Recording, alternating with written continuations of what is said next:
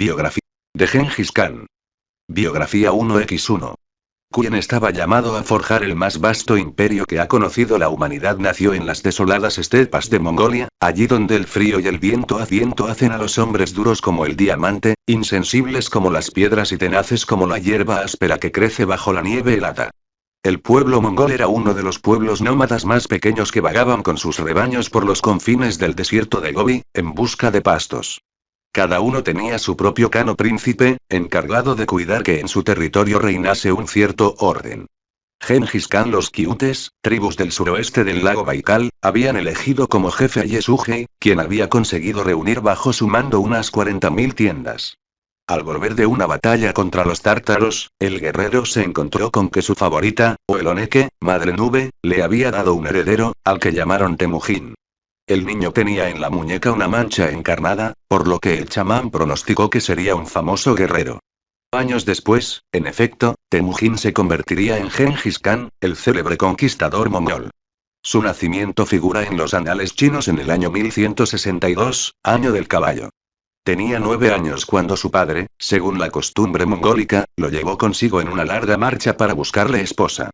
Atravesaron las vastas estepas y el desierto de Gobi, y llegaron a la región donde vivían los chungiratos, lindando con la muralla china.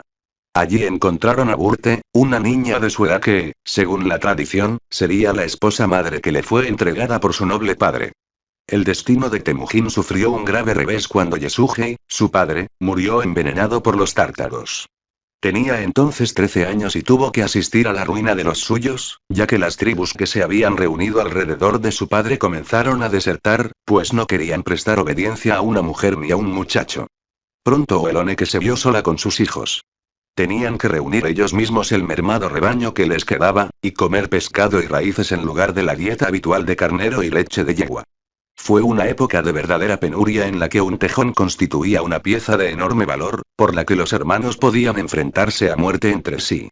La situación se agravó aún más cuando la familia se vio atacada por el jefe de la tribu de los Tayeschutos, Tartugai, quien le condujo a su campamento amordazado por un pesado yugo de madera al cuello y vendado por las muñecas para ser vendido como esclavo.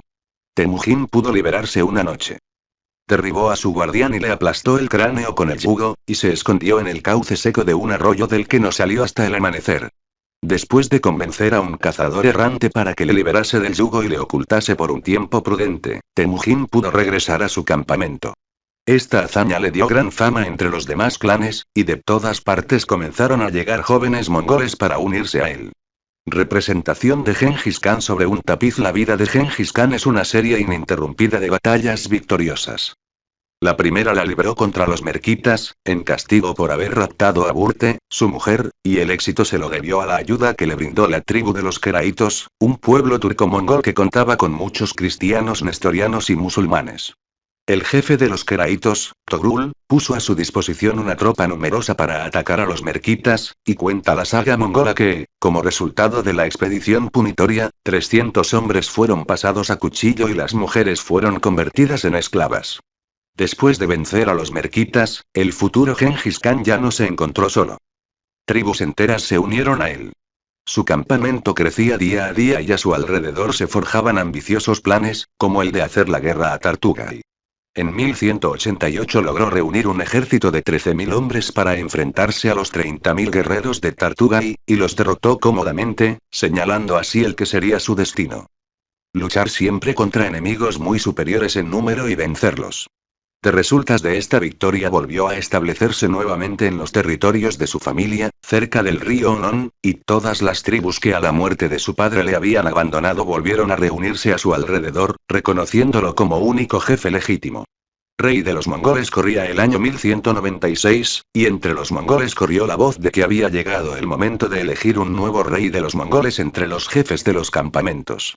Cuando el chamán declaró que el eterno cielo azul había destinado a Temujin para tal cargo, nadie se opuso, y la elección del nuevo Khan, que entonces contaba con 28 años de edad, fue celebrada con gran esplendor.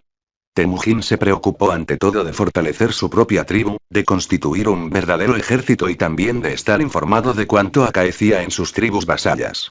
Bajo su mandato logró unificar a todas las tribus mongoles para ir a la guerra contra los pueblos nómadas del sur, los tártaros, y les infligió una severa derrota en 1202.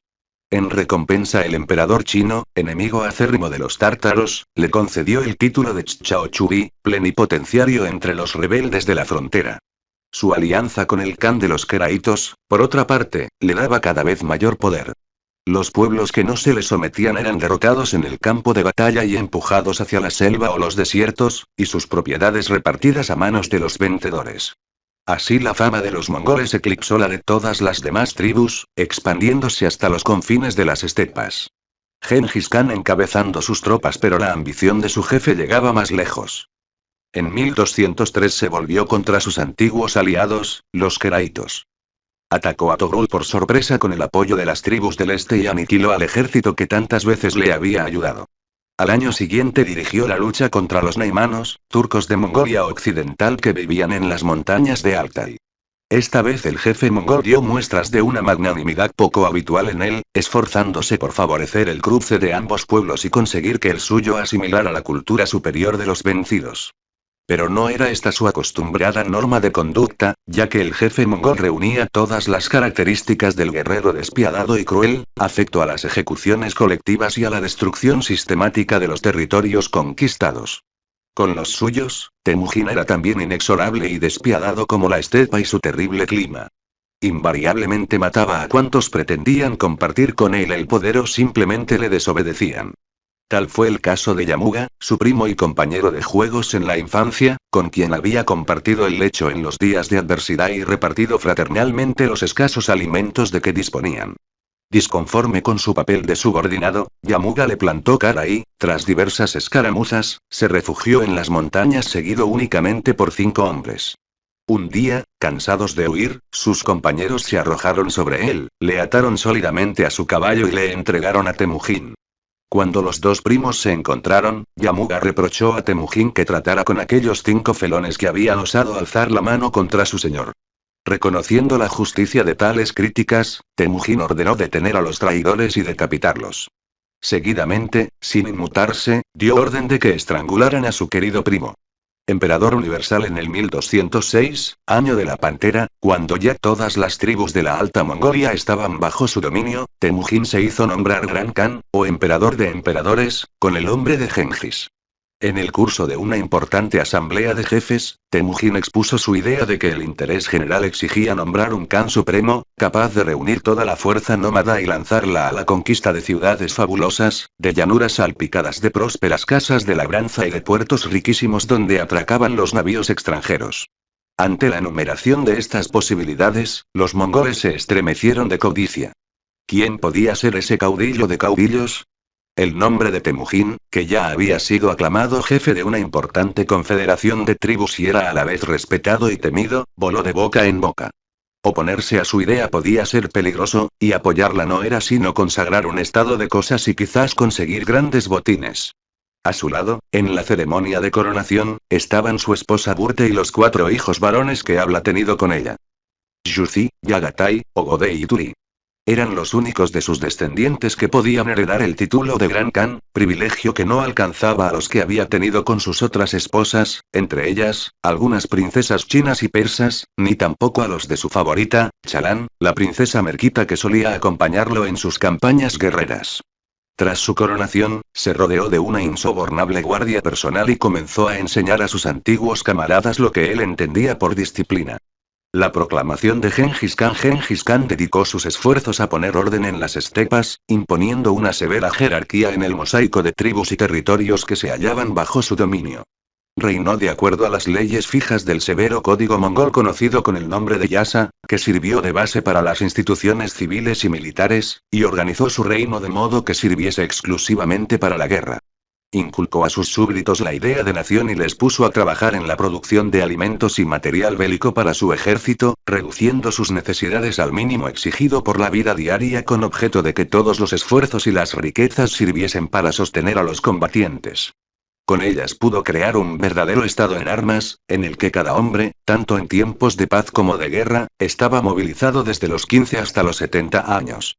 También las mujeres entraban en la organización con su trabajo, y para ello les concedió derechos desconocidos en otros países orientales, como el de propiedad. El fin de dicho andamiaje social y político estaba destinado a lograr el eterno objetivo de los nómadas: apoderarse del imperio chino, detrás de la Gran Muralla. Antes de cumplir 44 años, Gengis Khan tenía ya dispuesta su formidable máquina guerrera. No obstante, si en aquella época una flecha enemiga hubiera penetrado por una de las juntas de su armadura, la historia no habría recogido ni siquiera su nombre, pues las mayores proezas de su vida iban a tener lugar a partir de aquel momento. A los pies de la Gran Muralla en el año 1211 Gengis Khan reunió todas sus fuerzas. Convocó a los guerreros que vivían desde el Altai hasta la montaña Chingam para que se presentaran en su campamento a orillas del río Kerulo. Al este de su imperio estaba China, con su antiquísima civilización. Al oeste, el Islam, o el conjunto de naciones que habían surgido tras la estela de Mahoma. Más a occidente se extendía Rusia, que era entonces un conglomerado de pequeños estados, y la Europa central. Gengis Khan decidió atacar primero China. En 1211 atravesó el desierto de Gobi y cruzó la Gran Muralla. La mayor conquista de los mongoles, la que los transformaría en un poder mundial, estaba al caer. Aprovechando que el país se hallaba en guerra civil, se dirigieron contra la China del norte, gobernada por la dinastía de los Qin, en una serie de campañas que terminaron en 1215 con la toma de Pekín. Gengis Khan dejó en manos de su general Mukhali la dominación sistemática de este territorio, y al año siguiente regresó a Mongolia para sofocar algunas rebeliones de tribus mongoles disidentes que se habían refugiado en los confines occidentales, junto a algunas tribus turcas. Desde allí inició la conquista del gran imperio musulmán del Khwarezm, gobernado por el sultán Mohamed, que se extendía desde el mar Caspio hasta la región de Bajara, y desde los Urales hasta la meseta persa. En 1220 el sultán moría destronado a manos de los mongoles, que invadieron entonces Azerbaiyán y penetraron en la Rusia meridional, atravesaron el río Dnieper, bordearon el mar de Azov y llegaron hasta Bulgaria, al mando de Subitai. Cuando ya todo el continente europeo temblaba ante las hordas invasoras, estas regresaron a Mongolia. Allí Gengis Khan preparaba el último y definitivo ataque contra China. Mientras tanto, otros ejércitos mongoles habían sometido Corea, arrasado el Jurasán y penetrado en los territorios de Afganistán, Ghazni, Artimerv. En poco más de 10 años, el imperio mongol había crecido hasta abarcar desde las orillas del Pacífico hasta el mismo corazón de Europa, incluyendo casi todo el mundo conocido y más de la mitad de los hombres que lo poblaban. Karakorum, la capital de Mongolia, era el centro del mundo oriental, y los mongoles amenazaban incluso con aniquilar las fuerzas del cristianismo. Gengis Khan no había perdido jamás una batalla, a pesar de enfrentarse a naciones que disponían de fuerzas muy superiores en número. Es probable que jamás lograra poner a más de 200.000 hombres en pie de guerra. Sin embargo, con estas huestes relativamente pequeñas, pulverizó imperios de muchos millones de habitantes. Un ejército invencible porque su ejército era indestructible. La materia prima de Gengis Khan eran los jinetes y los caballos tártaros. Los primeros eran capaces de permanecer sobre sus cabalgaduras un día y una noche enteros, dormían sobre la nieve si era necesario y avanzaban con igual ímpetu tanto cuando comían como cuando no probaban bocado. Los córceles podían pasar hasta 3 días sin beber y sabían encontrar alimento en los lugares más inverosímiles. Además, Gengis Khan proveyó a sus soldados de una coraza de cuero endurecido y barnizado y de 2 arcos, uno para disparar desde el caballo y otro más pesado, que lanzaba flechas de acero, para combatir a corta distancia. Llevaban también una ración de cuajada seca, cuerdas de repuesto para los arcos y cera y aguja para las reparaciones de urgencia. Todo este equipo lo guardaban en una bolsa de cuero que les servía, hinchándola, para atravesar los ríos. La táctica desplegada por Gengis Khan era siempre un modelo de precisión. Colocaba a sus tropas en 5 órdenes, con las unidades separadas por anchos espacios. Delante, las tropas de choque, formidablemente armadas con sables, lanzas y mazas. A retaguardia, los arqueros montados. Estos avanzaban al galope por los espacios que quedaban entre las unidades más adelantadas, disparando una lluvia de flechas. Cuando llegaban cerca del enemigo desmontaban, empuñaban los arcos más pesados y soltaban una granizada de dardos con punta de acero. Luego era el turno de las tropas de asalto. Tras la legión romana y la falange macedónica, la caballería tártara se erigió en ejemplo señero del arte militar. Gengis Khan en el campo de batalla. Pero Gengis Khan supo también ganar más de una batalla sin enviar ni un solo soldado al frente, valiéndose exclusivamente de la propaganda. Los mercaderes de las caravanas formaban su quinta columna, pues por medio de ellos contrataba los servicios de agentes en los territorios que proyectaba invadir. Así llegaba a conocer al detalle la situación política del país enemigo, se enteraba de cuáles eran las facciones descontentas con los reyes y se las ingeniaba para provocar guerras intestinas. También se servía de la propaganda para sembrar el terror, recordando a sus enemigos los horrores que había desencadenado en las naciones que habían osado enfrentársele. Someterse o perecer, rezaban sus advertencias. La práctica del terror era para él un eficaz procedimiento político. Si una ciudad le oponía resistencia, la arrasaba y daba muerte a todos sus habitantes. Al continuar la marcha sus huestes, dejaba a un puñado de sus soldados y a unos cuantos prisioneros ocultos entre las ruinas. Los soldados obligaban después a los cautivos a recorrer las calles voceando la retirada del enemigo. Y así, cuando los contados supervivientes de la degollina se aventuraban a salir de sus escondites, hallaban la muerte. Por último, para evitar que ninguno se fingiese muerto, se cortaban las cabezas. Hubo ciudades en que sucumbieron 500.000 de personas. Un imperio en herencia, tal fue la extraordinaria máquina militar con que Gengis Khan conquistó el mundo. En el invierno de 1227, las tropas mongoles, acompañadas por todos los hijos y nietos de Gengis Khan, emprendieron la marcha hacia el este, para invadir el reino Tangut, en China. Cuando ya nada podía salvar a las poblaciones del fuego y de la espada, el viejo Khan se sintió próximo a su fin. Ninguna enfermedad se había manifestado en él, pero su instinto certero para la muerte le advirtió de que estaba cerca, y reunió a sus hijos para repartir los territorios de su vasto imperio. Para el mayor, Yuzi, fueron las estepas del Aral y del Caspio. A Yagatai le correspondió la región entre Samarcanda y Tufán. A Ogodei le fue otorgada la región situada al este del lago Baikal. Para el hijo menor, Turi, fueron los territorios primitivos, cerca de Lonon. Gengis Khan murió el 18 de agosto de 1227, antes de lograr la rendición china. Su última orden fue no divulgar la noticia de su muerte hasta que todas las guarniciones hubieran llegado a su destino y todos los príncipes se encontraran en sus campamentos. Durante 40 años había sido el centro del mundo asiático, al que había transformado con sus guerras y conquistas. Las tribus mongoles eran ahora un pueblo robusto y disciplinado, con generales y estrategas de talento educados en su escuela. Tras su fallecimiento, el enorme rodillo mongol siguió aplastando gentes y naciones. Sus sucesores dominaron toda Asia, penetraron aún más en Europa y derrotaron a húngaros, polacos y alemanes. Después, el imperio decayó hasta desaparecer. Los mongoles son hoy un ramillete insignificante de tribus nómadas, y Karakorum yace sepultada bajo las arenas movedizas del desierto de Gobi. Hasta el nombre de la ciudad se ha borrado de la memoria de las gentes. 1167 nace en las proximidades del río Onon, en Mongolia. Su padre, Yesugei, era el jefe de la tribu de los Quiutes. 1176 contrae matrimonio con Burte, con la que tendría 4 hijos. 1180 fallece su padre. Es hecho prisionero por los Tayeschutos, tribu liderada por Tartugai, pero logra escapar. 1188 logra reunir un ejército de 13.000 hombres con el que derrota a Tartugai. 1196 es elegido rey de los mongoles. 1202 derrota a los tártaros. 1203 rompe su alianza con los keraitos, a los que aniquila, y vence los naimanos. 1206 se hace nombrar Gran Khan o emperador universal en una asamblea de jefes mongoles. 1211-15 concentra sus fuerzas en Karakorum e inicia la conquista de la China del Norte, que se completa con la caída de Pekín, 1215. 1219 se hace con el imperio musulmán de Khwarezmi arrasa Bujara y Samarcanda. 1226 inicia una campaña contra el reino chino de Tangut. 1227 presintiendo su muerte, reparte el imperio entre sus 4 hijos, y fallece en Ningxia, China, sin completar la conquista de China. Los mongoles. El pueblo mongol estaba situado en el noroeste de China, en torno al lago Baikal y al macizo del Altai. divididos en tribus de pastores nómadas que trashumaban con sus carros y tiendas desmontables detrás de sus rebaños, mientras otros grupos se dedicaban a la caza en la taiga siberiana. Los mongoles protagonizaban frecuentes enfrentamientos internos por el control de los territorios de caza y de pastos y por el rapto de mujeres de otros clanes, para mantener la exogamia y la poligamia y evitar el pago de fuertes dotes al padre de la joven.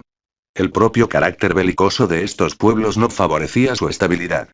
Su estructura social, fuertemente jerarquizada, reflejaba el predominio de rasgos militares. Sobre el conjunto de la clase de los guerreros se elevaba una aristocracia que constituía la minoría dirigente y que se encargaba de la elección del jefe de la tribu. Ocasionalmente se elegía un jefe supremo del pueblo mongol, es decir, un gran kan. Infatigables y crueles, magníficos jinetes y hábiles arqueros, los mongoles no habían tenido contactos con civilizaciones superiores y sus creencias apenas sobrepasaban el nivel del chamanismo. Culto al cielo, a la tierra y a los genios que habitaban las aguas y el fuego, veneración por los antepasados, ofrendas de alimentos y, excepcionalmente, sacrificios cruentos de animales y personas. La gestación del imperio, este mundo disgregado y con rivalidades internas, rodeado por imperios hostiles, los Karajitan al oeste, los uigures y Tanguts de Xia al sur, los Jurchen al este, fue unificado y sometido a su autoridad por el jefe de uno de los clanes. Temujin. Partiendo de su pequeño territorio y con una gran tenacidad, Temujin consiguió dominar entre 1198 y 1206 a las diferentes tribus existentes en Mongolia y hacerse proclamar soberano supremo del país por una asamblea general de jefes, que le otorgó el título de Genghis Khan. Asegurada su autoridad y conformados los rasgos de un incipiente estado, Genghis Khan lanzó a su pueblo a una política de expansión a costa de los estados sedentarios circundantes, política que no tenía como objetivo la consecución de botín, sino la conquista permanente de su territorio y la formación de un gran imperio mongol.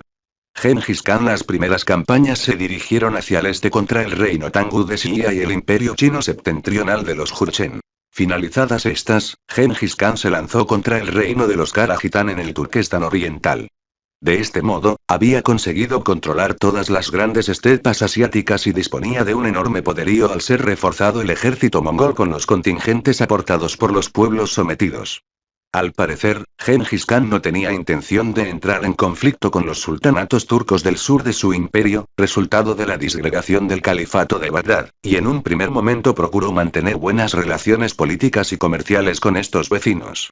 Pero el ataque a una caravana mongola y el asesinato de sus componentes por parte de los turcos de Caresma alteró estos proyectos e inició una etapa de guerras y expediciones, en el transcurso de las cuales fueron arrasadas las ciudades y los campos de Transoxiana, Irán y Afganistán, asesinados en masa sus habitantes y desarticuladas las actividades agrícolas y comerciales. Algunos destacamentos mongoles llegaron hasta el mar Caspio y saquearon el reino cristiano de Georgia y el sur de Rusia. Genghis Khan regresó después a Mongolia y, en 1226, realizó su última campaña contra el reino Tangu de Xia, que se había sublevado, falleciendo en el transcurso de la misma, 1227. Los sucesores de Genghis Khan. El inmenso imperio forjado por Genghis Khan se repartió entre los 4 hijos habidos de su principal esposa, aunque el título de Gran Khan recayó en el tercero de ellos, Ogodei, que, de este modo, ejercía el mando supremo sobre los diversos principados o kanatos. Ogodei. Durante su reinado continuaron las conquistas mongolas en China, donde Ogodei culminó el control del imperio del norte de los Qin con la toma de la capital, Kaifen. Se iniciaron además los primeros ataques contra el imperio meridional de los Song, se reconquistó Irán, independizado tras la muerte de Genghis Khan, y se consolidó el dominio del sur de Rusia con la creación del Kanato de la Horda de Oro. Su capital, Sarai, se convirtió en un gran mercado internacional, donde venecianos y genoveses adquirían productos de Oriente, que eran transportados por caravanas que recorrían toda Asia. Desde el sur de Rusia, los mongoles sometieron a saqueo y tributo a los principados rusos de Kiev y Moscú, y realizaron repetidas razias sobre Polonia, Silesia, Hungría y Dalmacia, aunque la muerte de Ogodei salvó a Europa del peligro mongol. El reinado de Ogodei es también la época de la organización del imperio, en la que se siguieron los primeros pasos que había dado su padre. Se instaló en una capital fija, Karakorum, y en ella estableció su corte y administración, contando con los servicios de chinos y especialmente de uigures, cuya lengua y escritura fueron las corrientes en los documentos oficiales. El sistema fiscal que garantizaba el mantenimiento de la administración pública fue regularizado sobre la doble base de un impuesto territorial de escala móvil, según la calidad del suelo y el resultado de las cosechas, y un gravamen sobre las transacciones mercantiles. El ejército fue estructurado en unidades decenales, décadas, centenas y regimientos, y dotado con nuevas armas tomadas de los chinos. Un eficaz servicio de postas y correos permitía conectar con gran rapidez los puntos más distantes del imperio. El imperio mongol en su momento de máxima expansión con Monca, 1251-1259, el imperio mongol alcanzó su apogeo territorial. Mientras el propio Khan iniciaba la conquista sistemática del imperio chino de los Song, su hermano Hulagu destruía el califato de Bagdad y controlaba Siria, aunque no pudo continuar hacia Egipto. Los mamelucos derrotaron a los mongoles en Ain Jalut y consiguieron recuperar incluso Siria, aprovechando la retirada del grueso del ejército mongol.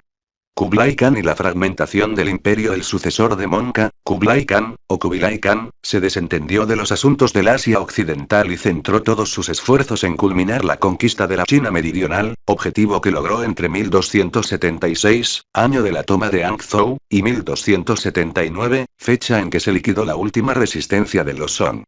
Kublai, que había reunificado toda China, trasladó la capital de su imperio a Pekín, Cambalico ciudad del Khan, y se consideró sucesor de las 22 dinastías chinas, inaugurando la que llevaría el nombre de Yuan.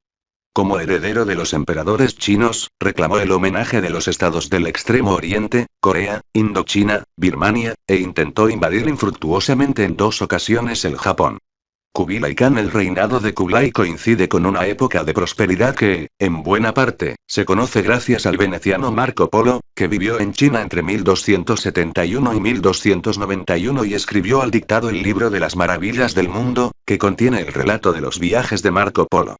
La actividad mercantil, favorecida por la paz, pudo aprovecharse del gran espacio comercial creado en el imperio mongol, y los contactos con Occidente proliferaron no solo en las regiones limítrofes, sino también en el corazón del imperio, hasta el que llegaron los mercaderes europeos, sobre todo los italianos.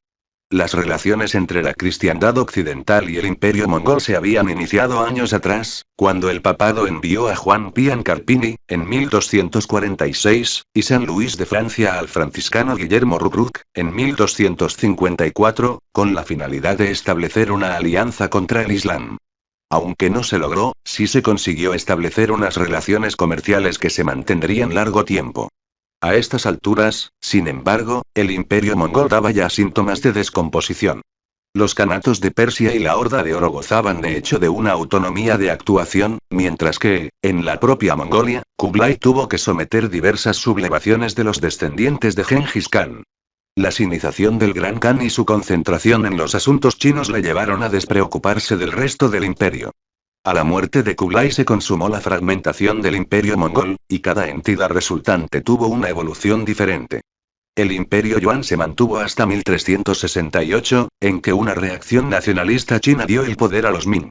El Kanato de Persia, conquistado por la cultura iraní y totalmente islamizado desde fines del siglo XIII, perduró hasta 1335. La Horda de Oro, debilitada por los ataques tártaros de Tamerlán entre 1385 y 1395, no pudo mantener el control de los territorios rusos ni hacer frente con éxito a los movimientos nacionalistas, y hacia 1420 se desintegró en varios kanatos menores, alguno de los cuales sobrevivió en Crimea hasta el siglo XVIII, aunque sin ningún protagonismo. Fin. Biografía generada por Biografías en Español.